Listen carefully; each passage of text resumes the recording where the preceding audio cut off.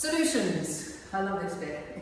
And the thing that I love is the solutions are usually, there are so many incredibly simple solutions to fear of success. Okay?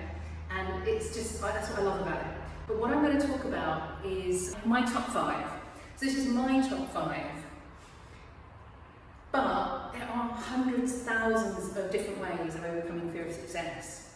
And our practical exercise at the end of this is going to be you sharing your top way of overcoming fear of success. So it could be one of mine, or it could be something completely different, doesn't matter.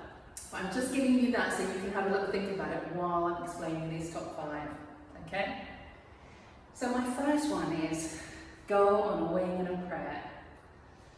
And I love this one because it is, when you're trying to do something, and it's a bit like you said before about somebody you're working with who has to have the next qualification, the next certificate, the next qualification, the next certificate. Or if you're travelling, I have to go and buy all those little things that they have in the travel shop. I have to have, that little plastic cover for my toothbrush, and I have to have this, and I have to have that. And we forget that. We just let go of it, and we just go for it. On a wing and a prayer, even without all the things that we need. And we trust that whatever we need is going to show up along the way.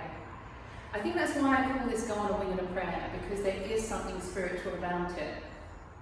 Because we have that falling forward, the sense that something's going to catch us. And it's a little bit like somebody I remember always said, leap and the net will appear. But it's not about being reckless.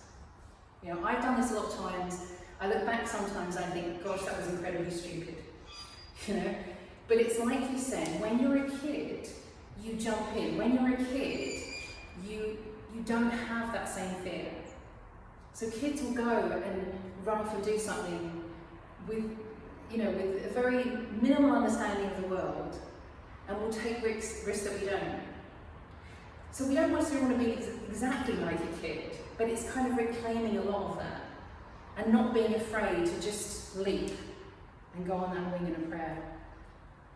Okay? And I love this one because sometimes it sounds like it should be the first resort. It sounds like it should be the first thing that we do before we have everything we need.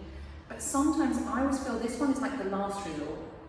When you're trying to do something, you're getting in your head, and you can't do it, and you can't do it, and then you wake up one morning and you just leave the house and do it. Before you've even had a chance to think about it. You leave the house, or you go online and you just do it, before you can really think about it. So, that's go on a wing and a prayer.